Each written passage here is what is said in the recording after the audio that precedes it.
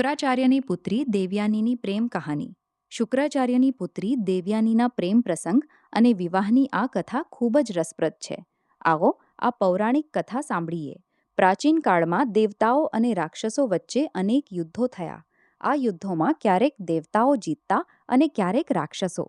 પરંતુ એક સમય એવો આવ્યો કે રાક્ષસોની શક્તિ ઝડપથી વધવા લાગી. તેનું કારણ હતું અમૃત સંજીવની વિદ્યા. રાક્ષસોના ગુરુ શુક્રાચાર્યને ભગવાન શિવના આશીર્વાદથી મૃત સંજીવની વિદ્યાનું જ્ઞાન મળ્યું હતું. હવે યુદ્ધમાં જે રાક્ષસો મરી જતા, શુક્રાચાર્ય તેમને ફરીથી જીવિત કરી દેતા. દેવતાઓ માટે આ મોટી સમસ્યા બની ગઈ. શું ઉપાય કરવો? દેવતાઓના ગુરુ બૃહસ્પતિ આ વિદ્યાથી અજાણ હતા. દેવગુરુ બૃહસ્પતિએ એક ઉપાય સૂચવ્યો. તેમણે પોતાના પુત્ર કચ્છને કહ્યું કે તે જઈને ગુરુ શુક્રાચાર્યનો શિષ્ય બને અને અમૃત સંજીવની વિદ્યા શીખવાનો પ્રયત્ન કરે. બૃહસ્પતિ જાણતા હતા કે આ કાર્ય મુશ્કેલ છે. જો તે કોઈ રીતે શુક્રાચાર્યની સુંદર પુત્રી દેવયાનીને પ્રભાવિત કે આકર્ષિત કરી લે તો સંભવતઃ કાર્ય સરળ બની જાય. કચ્છ જઈને ગુરુ શુક્રાચાર્યનો શિષ્ય બન્યો. કચ્છ એક તેજસ્વી યુવાન હતો. દેવયાની કચ્છને મનથી માનવા લાગી, પરંતુ આ વાત તેણે કોઈને કહી નહીં. એ જ સમયે રાક્ષસોને ખબર પડી કે દેવતાઓના ગુરુનો પુત્ર કચ્છ શુક્રાચાર્ય પાસેથી શિક્ષા લઈ રહ્યો છે. રાક્ષસો સમજી ગયા કે કચ્છનો હેતુ તો અમૃત સંજીવની વિદ્યાનું જ્ઞાન મેળવવાનો છે. રાક્ષસોએ નિર્ણય લીધો કે કચ્છનું જીવિત રહેવું વિનાશકારી સાબિત થઈ શકે છે. તેથી તેઓ ચૂપચાપ કચ્છને મારી નાખવાની યોજના બનાવવા લાગ્યા. એક દિવસ રાક્ષસોએ કચ્છને પકડીને તેનો વધ કરી દીધો. દેવયાનીએ જ્યારે આ જાણ્યું ત્યારે તેણે રડી રડીને પિતા પાસે કચ્છને પુનર્જીવિત કરવાની યાચના કરી. શુક્રાચાર્યે દેવયાનીનો કચ્છ પ્રત્યેનો પ્રેમ સમજીને તેને જીવિત કરી દીધો. આ વાતથી રાક્ષસો ગુસ્સે થયા. તેમણે થોડા દિવસ પછી ફરીથી કચ્છને મૃત્યુના ઘાટ ઉતાર્યો. પરંતુ શુક્રાચાર્ય પણ પુત્રીના મોહમાં ફરીથી કચ્છને જીવિત કરવો પડ્યો. હવે તો રાક્ષસો ક્રોધિત જ થઈ ગયા. તેમણે વિચાર્યું કે જે પણ થાય, કચ્છને રસ્તેથી હટાવવો જ જોઈએ. તેમણે ત્રીજી વાર કચ્છને મારી નાખ્યો. આ વખતે રાક્ષસોએ ચાલાકી કરી. રાક્ષસોએ કચ્છને મારીને તેનું શરીર બાળી નાખ્યું અને રાખને એક પીણામાં મિશ્ર કરીને પોતાના ગુરુ શુક્રાચાર્યને જ પીવડાવી દીધું. રાક્ષસોએ વિચાર્યું કે હવે તો કચ્છથી છુટકારો મળી ગયો. પરંતુ દેવયાનીએ જ્યારે કચ્છને ક્યાંય ન જોયો ત્યારે તે સમજી ગઈ કે શું થયું હશે. દેવયાનીએ ફરીથી પોતાના પિતા શુક્રાચાર્યને વિનંતી કરી કે તે કચ્છનું પત્તું કરે. શુક્રાચાર્ય મહાન ઋષિ હતા. તેમણે પોતાના તપોબળની શક્તિથી કચ્છનું આવાહન કર્યું તો તેમને પોતાના જ પેટમાંથી કચ્છની અવાજ સંભળાઈ. શુક્રાચાર્ય દ્વિધામાં પડી ગયા. જો તે કચ્છને જીવિત કરે તો પોતે જ મૃત્યુ પામે. તેથી તેમણે કચ્છની આત્માને અમૃત સંજીવની વિદ્યાનું જ્ઞાન આપી દીધું. કચ્છ પોતાના ગુરુ શુક્રાચાર્યનું પેટ ફાડીને બહાર આવ્યો અને શુક્રાચાર્ય મૃત્યુ પામ્યા. કચ્છે અમૃત સંજીવની વિદ્યાનો ઉપયોગ કરીને ગુરુ શુક્રાચાર્યને જીવિત કરી દીધા. કચ્છે શુક્રાચાર્યને જીવિત કરીને શિષ્ય ધર્મ નિભાવ્યો. તેથી શુક્રાચાર્યે કચ્છને આશીર્વાદ આપ્યો. દેવયાની કચ્છને જોઈને અત્યંત પ્રસન્ન થઈ અને તેણે કચ્છ સાથે વિવાહ કરવાની ઈચ્છા વ્યક્ત કરી. જવાબમાં કચ્છે સત્યનું ઉદ્ઘાટન કર્યું કે અહીં આવવાનો હેતુ અમૃત સંજીવની વિદ્યા મેળવવાનો હતો, જે પૂરો થઈ ગયો છે. હવે તે પાછો દેવલોક જઈ રહ્યો છે. સાથે જ કચ્છે એ પણ કહ્યું કે કારણ કે તે શુક્રાચાર્યના પેટમાંથી નીકળ્યો છે, તેથી શુક્રાચાર્ય તેના પિતા સમાન થઈ ગયા. આમ દેવયાની કચ્છની બહેન થઈ ગઈ. તેથી તે પોતાની બહેન સાથે શાદી કેવી રીતે કરી શકે? દેવયાનીને આ વાતથી ઊંડો આઘાત પહોંચ્યો. ક્રોધ અને શોકમાં દેવયાનીએ કચ્છને શાપ આપ્યો કે તે ક્યારેય અમૃત સંજીવની વિદ્યાનો ઉપયોગ નહીં કરી શકે. કચ્છ આ વાતથી ચકિત થઈ ગયો. ગુસ્સામાં તેણે પણ દેવયાનીને શાપ આપ્યો કે તે જેની સાથે પણ વિવાહ કરશે તેનું ચરિત્ર સારું નહીં રહે. આ પછી દેવયાની વ્યથિત મનથી જીવન વ્યતીત કરવા લાગી.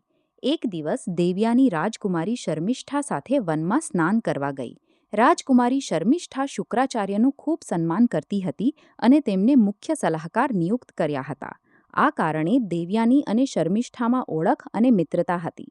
જ્યારે છોકરીઓ સ્નાન કરી રહી હતી ત્યારે જોરની પવન ચાલ્યો, જેનાથી નદીની બહાર મૂકેલા તેમના કપડાં અહીં તહીં વેરાઈ ગયા. જ્યારે દેવયાનીએ નદીમાંથી બહાર આવીને કપડાં પહેર્યા ત્યારે ભૂલથી તેણે શર્મિષ્ઠાના વસ્ત્ર પહેરી લીધા. પવનને કારણે બધા કપડાં ભેગા મળી ગયા હતા. તેથી દેવયાનીથી આ ભૂલ થઈ ગઈ. શર્મિષ્ઠાએ જ્યારે જોયું કે દેવયાનીએ તેના વસ્ત્ર પહેરી લીધા છે ત્યારે તેણે ગુસ્સામાં કહ્યું, રાજકુમારીના કપડાં પહેરવાથી તું રાજકુમારી નહીં બની જાય.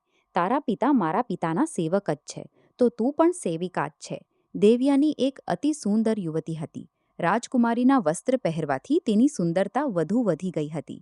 શર્મિષ્ઠા પણ રૂપવાન હતી, પરંતુ તેને દેવયાનીથી સ્ત્રી સ્વભાવથી ઈર્ષા થઈ. સ્નાન કરીને પાછા ફરતી વખતે ગુસ્સા અને ઈર્ષાથી ભરેલી શર્મિષ્ઠાએ દેવયાનીને એક સૂકા કૂવામાં ધકેલી દીધી અને પોતાની દાસીઓ સાથે પાછી નગરમાં ચાલી ગઈ.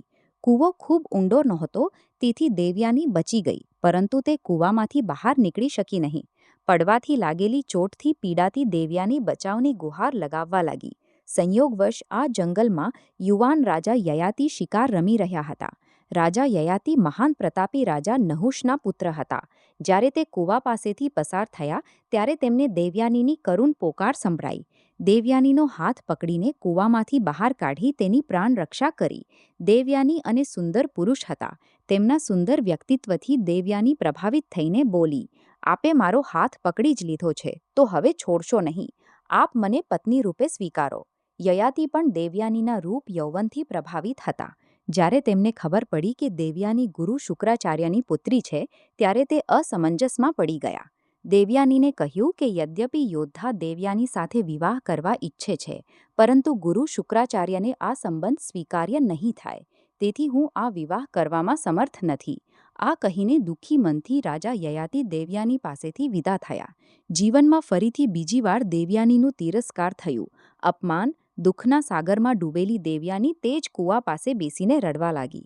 ઉધર જ્યારે સાંજ પડી અને દેવયાની જંગલમાંથી પાછી ન આવી, ત્યારે શુક્રાચાર્યને ચિંતા થઈ. શુક્રાચાર્ય દેવયાનીને શોધવા નીકળી પડ્યા. વનમાં જ્યારે તેમને દેવયાની મળી, ત્યારે તેની હાલત જોઈને તેમને ખૂબ દુઃખ થયું. દેવયાનીના કપડાં ગંદા, શરીરમાં ચોટો લાગેલી અને સુંદર મુખ અશ્રુઓમાં ડૂબેલું હતું. પોતાની પ્રિય પુત્રીની આ દશા જોઈને શુક્રાચાર્ય ખૂબ દુઃખી થયા. તેમણે દેવયાનીને પૂછ્યું કે તેની આ દયનીય સ્થિતિ માટે કોણ જવાબદાર છે. દેવયાનીએ રાજકુમારી શર્મિષ્ઠાની વાત કહી અને કહ્યું કે રાજકુમારીએ મને એક સેવકની પુત્રી કહીને મારું અપમાન કર્યું. હું અહીંથી ત્યાં સુધી નહીં હિલું જ્યાં સુધી રાજકુમારી શર્મિષ્ઠા મારી દાસી ન બની જાય.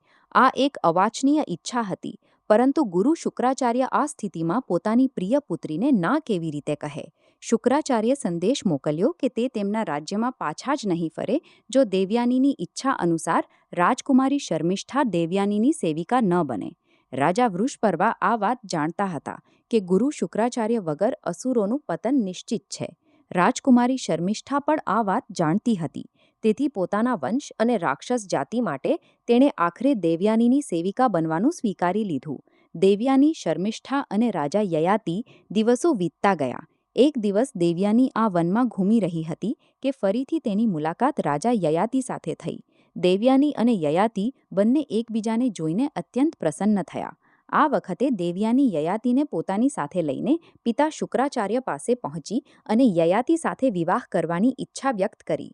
ગુરુ શુક્રાચાર્ય દેવયાનીની ઈચ્છા સ્વીકારી, પરંતુ તેમણે શરત રાખી કે જીવનમાં ક્યારેય પણ યયાતિને કારણે દેવયાનીની આંખમાં એક પણ અશ્રુ ન આવવો જોઈએ. આમ દેવયાની અને યયાતિનો વિવાહ થયો. દેવયાની સાથે વિવાહ પછી રાજા યયાતિ પાછા પોતાના રાજ્ય પ્રતિષ્ઠાનપુર આધુનિક સમયમાં અલ્હાબાદ શહેર પરત ફર્યા અને આનંદપૂર્વક જીવન વ્યતીત કરવા લાગ્યા. દેવયાનીની સાથે સેવિકા રાજકુમારી શર્મિષ્ઠા પણ આવી હતી.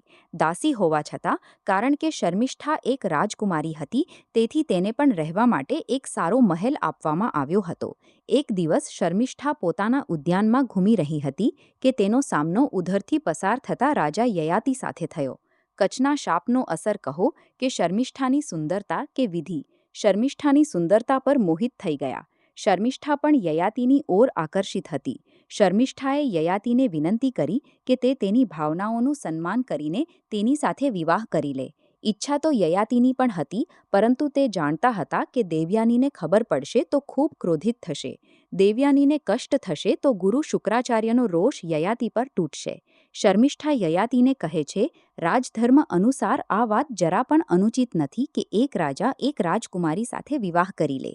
જો બંનેના મનમાં એક જ ભાવ હોય તો અમારા બંનેના મનમાં એક જ ભાવના છે, તેથી અમારે નિસંકોચ વિવાહ કરી લેવો જોઈએ. આખરે યયાતિ શર્મિષ્ઠાની વાતથી નિરુત્તર થઈ ગયા અને બંનેએ ગુપચુપ ગંધર્વ વિવાહ કરી લીધો. થોડા દિવસ પછી દેવયાની ગર્ભવતી થઈ અને તેને 2 પુત્રો થયા. યદુ અને તુર્વસુ. ઉધર શર્મિષ્ઠાએ પણ 3 પુત્રોને જન્મ આપ્યો. દેવયાનીને જ્યારે ખબર પડી કે શર્મિષ્ઠાના પુત્રોના પિતા યયાતિ જ છે, ત્યારે તેણે આ વાત શુક્રાચાર્યને કહી.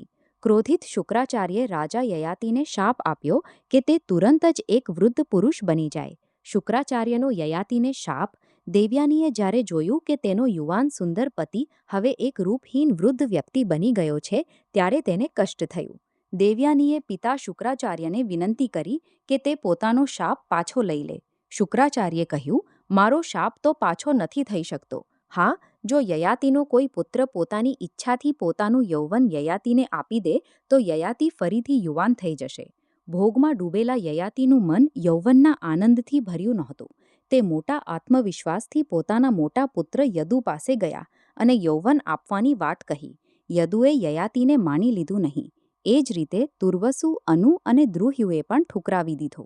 અંતે પોતાના સૌથી નાના પુત્ર પુરુ પાસે યાચના કરી. પુરુએ સહર્ષ પોતાના પિતાની વાત માની લીધી અને યૌવન આપી દીધું. આમ યયાતિ ફરીથી યુવાન બની ગયા અને પુરુ એક વૃદ્ધ વ્યક્તિ બની ગયો. યયાતિએ આનંદપૂર્વક 100 વર્ષ સુધી યૌવનનો ઉપભોગ કર્યો. 100 વર્ષ પૂરા થયા પછી પણ યયાતિએ જ્યારે પોતાને અસંતુષ્ટ જોયો, ત્યારે તે વિચારમાં પડી ગયા. તેમને સમજાયું કે કામનાઓનો કોઈ અંત નથી. લાખો કામનાઓ પૂરી કરો, પણ ફરીથી કોઈ નવી ઈચ્છા જન્મી જાય છે. આવી કામનાઓની પાછળ ભાગવું વ્યર્થ છે. તેથી તે પોતાના પુત્ર પુરુ પાસે પાછા જઈને તેને તેનું યૌવન પાછું આપી દેવાની ઈચ્છા વ્યક્ત કરી. પુરુને પોતાના પિતા યયાતિની ઈચ્છા ખબર પડી તો તેણે કહ્યું, પોતાના પિતાની આજ્ઞાનું પાલન તો મારું કર્તવ્ય હતું. આપ જો ઈચ્છો તો થોડો સમય વધુ આનંદ ભોગવો. મને કોઈ કષ્ટ નથી. જ્યારે આ વાત સાંભળી ત્યારે યયાતિને ખૂબ જ્ઞાન થયું. પુરુની ઉદારતાથી ખૂબ પ્રભાવિત થયા અને સૌથી નાનો હોવા છતાં તેમણે પુરુને પોતાનો ઉત્તરાધિકારી જાહેર કરી દીધો. યયાતિએ પુરુને તેનું યૌવન પાછું આપી દીધું. ફરીથી વૃદ્ધ રૂપમાં આવીને યયાતિ દેવયાની અને શર્મિષ્ઠા સાથે રાજ્ય છોડીને વનમાં પ્રસ્થાન થઈ ગયા. આગળ ચાલીને રાજા યયાતિના 5 પુત્રોએ 5 મહાન વંશોનું નિર્માણ કર્યું. રાજા યદુથી યદુવંશ થયો, એટલે કે યાદવ. રાજા તુર્વસુથી યવન વંશ, રાજા અનુથી મ્લેચ્છ, રાજા દ્રુહ્યુથી ભોજ વંશ અને રાજા પુરુથી પૌરવ વંશ અથવા કુરુ વંશ.